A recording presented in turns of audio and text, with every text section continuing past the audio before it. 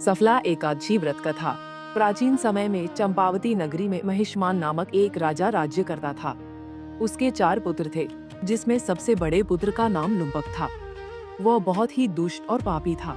वह हमेशा पर स्त्री गमन में या फिर वेश्याओं के यहाँ जाकर अपने पिता का धन व्यय किया करता था। देवता, ब्राह्मण, वैष्णव आदि सुपात्रों की निंदा करके वह अति प्रसन्न होता था।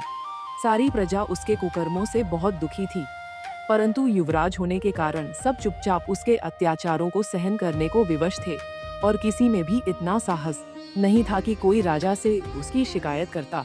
लेकिन एक दिन बुराई का अंत जरूर होता है। एक दिन किसी तरह से राजा महिष्मान को लुम्पक के कुकर्मों का पता चल गया।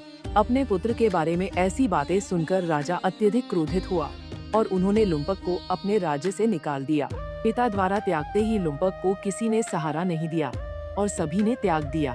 अब वह सोचने लगा कि मैं क्या करूं, कहां जाऊं। अंत में उसने रात्रि को पिता के राज्य में चोरी करने की ठानी। वह दिन में राज्य से बाहर रहने लगा और रात्रि को अपने पिता की नगरी में जाकर चोरी तथा अन्य बुरे कर्म करने लगा। रात में वह जाकर नगर के निवासियों को मारता और उन्हें खूब प्रताड़ित करता था। इसके साथ ही वह निर्दोष पशु पक्षियों को मारकर उनका भक्षण किया करता था। किसी रात जब वह नगर में चोरी आदि करते पकड़ा भी जाता तो राजा के डर से पहरेदार उसे छोड़ देते थे। कहते हैं कि कभी कभी अनजाने में भी प्राणी ईश्वर की कृपा का पात्र बन जाता है। ऐसा ही कुछ लुम्पक के साथ भी हुआ। जिस वन में वह रहता था, वह वन भगवान को भी बहुत प्रिय था। उस वन में एक प्राचीन पीपल का वृक्ष था तथा उस वन को सभी लोग देवताओं का क्रीड़ा स्थल मानते थे। वन में उसी पीपल के वृक्ष के नीचे महापापी लुम्पक रहता था। कुछ दिन बाद पौष मास के कृष्ण पक्ष की दशमी के दिन वस्त्रहीन होने के कारण लुम्पक तेज ठंड से मूर्छित हो गया। ठंड के कारण वह रात को सो न सका और उसके हाथ पैर अकड़ गए। वह रात बड़ी कठिनता से बीती, किंतु सूर्य के उदय होने पर भी उसकी मूर्छा नहीं टूटी। वह ज्यों का त्यों पड़ा रहा। एकादशी की दोपहर तक वह पापी मूर्छित ही पड़ा रहा।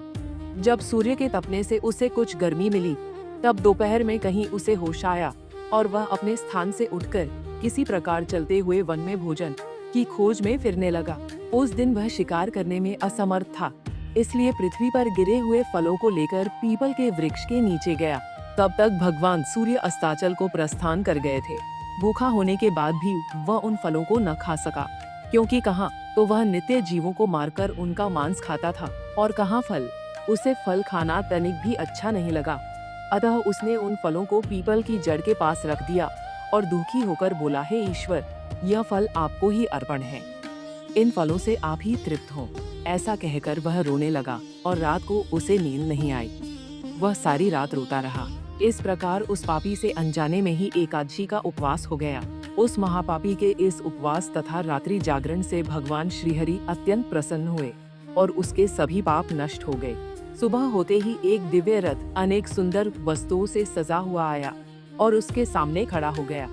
उसी समय आकाशवाणी हुई, हे युवराज, भगवान नारायण के प्रभाव से तेरे सभी पाप नष्ट हो गए हैं। अब तू अपने पिता के पास जाकर राज्य प्राप्त कर। ये कहकर भगवान अदृश्य हो गए। इसके बाद उसका रूप दिव्य हो गया। तब से उसकी उत्तम बुद्धि भगवान विष्णु के भजन में लग गई। दिव्य आभूषणों की शोभा से संपन्न होकर उसने अकंटक राज्य प्राप्त किया और 15 वर्षों तक वह उसका संचालन करता रहा। उस समय भगवान श्री कृष्ण की कृपा से उसके मनोज्ञ नामक पुत्र उत्पन्न हुआ।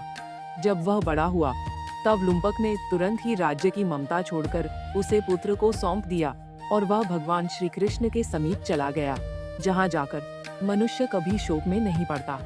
राजन, इस प्रकार जो सफला एकादशी का उत्तम व्रत करता है, वह इस लोक में सुख भोग कर मरने के पश्चात मोक्ष को प्राप्त होता है।